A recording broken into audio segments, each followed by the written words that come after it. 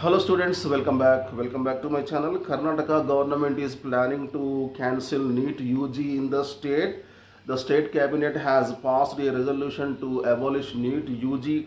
It is planning to bring about another state level exam instead of NEET UG in the wake of malpractices registered in the recently held NEET UG 2024. Already Tamil Nadu government has also passed a similar resolution. It has already passed a similar resolution against NEET UG.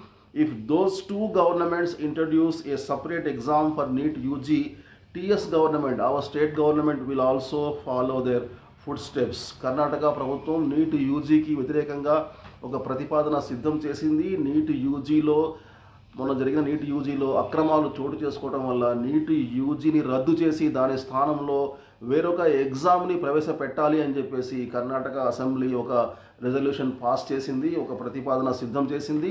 Tamil Nadu government కూడా ఎప్పటి నుంచో ఇదే రకంగా వాదిస్తుంది. నీట్కి వ్యతిరేకంగా తన గళాన్ని ఎప్పటి నుంచో వినిపిస్తుంది తమిళనాడు గవర్నమెంట్. మన రాష్ట్రంలో ఉన్న మెడికల్ కాలేజీలపై కేంద్రం యొక్క అజమాయిషీ ఏంటి అని చెప్పేసి ఈ రెండు ప్రభుత్వాలు ఎప్పటి నుంచో ప్రశ్నిస్తున్నాయి.